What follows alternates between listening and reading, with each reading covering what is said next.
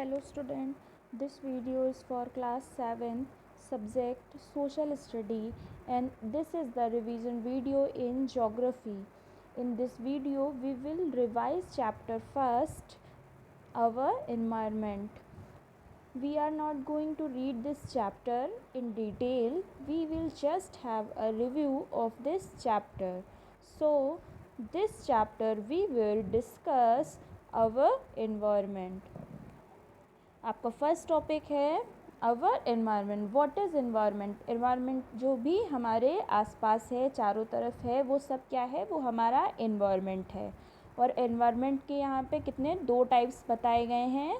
First is natural and second is human. और natural environment फिर क्या होता है? नेचुरल एनवायरनमेंट हमारा ये जो होता है वो होता है जिसमें ऑल लिविंग थिंग्स और नॉन लिविंग थिंग्स दोनों सर्वाइव करती हैं. जैसे बायोटिक और अबायोटिक दोनों कंपोनेंट्स होते हैं, वो हमारा नेचुरल एनवायरनमेंट होता है. ठीक है. उसके साथ साथ फिर हम दूसरा टॉपिक देखते हैं. दूसरा टॉपिक क्या है? Domains of earth. डोमेन्स मतलब अर्थ के जो पार्ट है, अर्थ को 4 पार्ट्स में डिवाइड किया गया है. ठीक है. First is lithosphere, second is hydrosphere, third is atmosphere and fourth is biosphere. तो आपका लिथोस्फेयर फर्स्ट लेयर है अर्थ की, जिसमें क्या होता है? लिथोस्फेयर में सबसे ज़्यादा हार्ड लेयर होती है और इसको स्पेयर ऑफ रॉक भी बोलते हैं. लिथोस्फेयर को स्पेयर ऑफ रॉक भी बोलते हैं क्योंकि ये किस चीज़ से मिलके बनी होती है? रॉक्स और मिनरल्स से. ठीक है. और ये सबसे थिनेस्ट लेयर होती है अर्थ की. ओके. और इस लिथोस्फेयर में भी 4 पार्ट होते हैं. First is crust, mental and core. और कोर भी 2 पार्ट्स में डिवाइड होता है. First outer core and second inner core. ठीक है. उसके बाद कौन सी लेयर आती है? उसके बाद दूसरी हमारी लेयर आती है एटमॉस्फेयर. एटमॉस्फेयर है हमारी दूसरी लेयर. एटमॉस्फेयर में हमारा क्या है? सारी गैसेस हैं जो कि हमारी अर्थ को चारों तरफ से एक हार्ड सॉफ्ट ब्लैंकेट की तरह उन्होंने क्या कर रखा है? कवर कर रखा है. और सबसे ज़्यादा ये एयर ब्लैंकेट बोला जाता है इसको. और इसके भी 4 पार्ट्स हैं. फर्स्ट आपका ट्रोपोस्फेयर है, सेकेंड स्ट्रेटोस्फेयर है, थर्ड मीजोस्फेयर और फोर्थ आपका थर्मोस्फेयर. ये एटमॉस्फेयर की 4 लेयर्स हैं. ओके.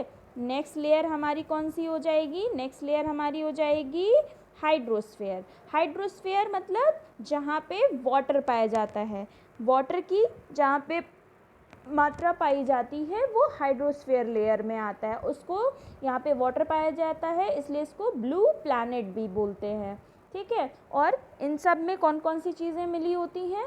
सॉलिड मीन्स आइस के रूप में हमें वाटर मिलता है, लिक्विड मीन्स वाटर होता है, गैसेस मीन्स वाटर वेपर्स जिसकी वजह से बारिश होती है. ठीक है. ओशियंस में वाटर होता है, सीज में होता है, रिवर में होता है, लेक्स में होता है. इन सब चीज़ों में क्या है? ये सब हाइड्रोस्फेयर लेयर के अंदर आते हैं क्योंकि यहाँ पे वाटर पाया जाता है. ओके. थर्ड फिर आपकी 4th लेयर है बायोस्फेयर. बायोस्फेयर में क्या चीज़ें मिलती हैं? ऑल लिविंग और नॉन लिविंग थिंग्स जो कि हमें बायोस्फेयर में मिलती हैं, जिसमें लोग अपनी क्या जो बायोस्फेयर लेयर होती है ये लाइफ को सरवाइव करने के लिए ये लेयर अर्थ पे मिलती है. इसीलिए अभी तक सबसे ज़्यादा पॉइंट्स हैं वो बायोस्फेयर में हैं कि लाइफ जो है वो सिर्फ बायोस्फेयर पे है. इसलिए इस लेयर को बोलते हैं it is also called the living world. इसको लिविंग वर्ल्ड भी बोलते हैं क्योंकि यहाँ पे लाइफ को हम अपनी सरवाइव कर सकते हैं. ठीक है. और यहाँ पे बहुत सारे आप लोगों को पता है फ्लोरा और फ्यूमास मिलते हैं. ठीक है.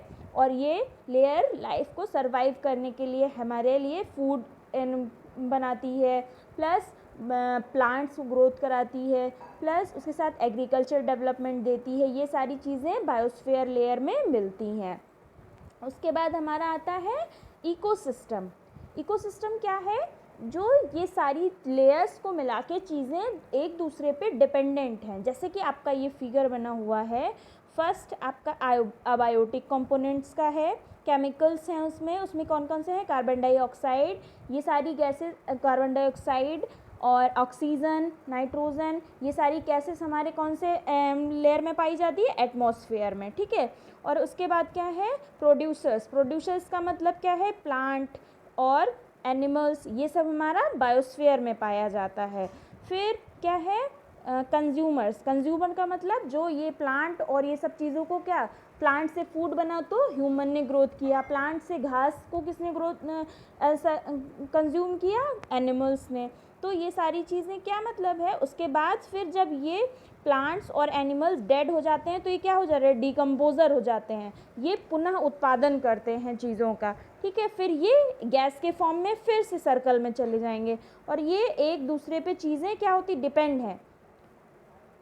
हम लोग गैसेस पे डिपेंड हैं और गैसेस प्लांट पे डिपेंड हैं, प्लांट कंज्यूमर्स पे डिपेंड है, कंज्यूमर डिकम्पोज़र पे डिपेंड है, डिकम्पोज़र फिर से गैसेस पे डिपेंड है, ठीक है। मतलब इन्वायरमेंट जो हमारा है वो सारी चीज़ों पे डिपेंडेंट है, ओके। उसके बाद आपका नेक्स्ट है ह्यूमन एनवायरनमेंट। ह्यूमन एनवायरनमेंट क्या है, जो भी ह्यूमन के द्वारा इस अर्थ पे बनाया जाता है वो सारी चीज़ें ह्यूमन एनवायरनमेंट है। जैसे कि मैन ने बनाए, रोड्स बनी हुई हैं, बिल्डिंग्स हैं, ब्रिज हैं, फॉरेस्ट हैं जो मैन मेड हैं, ठीक है। और ये सारी चीज़ें, गार्डन हैं, ये सब चीज़ें किसके द्वारा बनी हैं, ये ह्यूमंस के द्वारा बनाई गई हैं, इसलिए ये सब किस चीज़ में आता है, ये ह्यूमन एनवायरनमेंट के अंतर्गत आता है। तो इसका मतलब ये है कि जो भी हमारे अर्थ पे चीज़ें हैं वो एक दूसरे पे डिपेंडेंट हैं, हमारा अर्थ का सर्कल जो है वो एक दूसरे को डिपेंडेंसी के थ्रू चलाता है, ठीक है। आई होप ये चैप्टर आपको समझ में आया होगा। Okay, thank you class.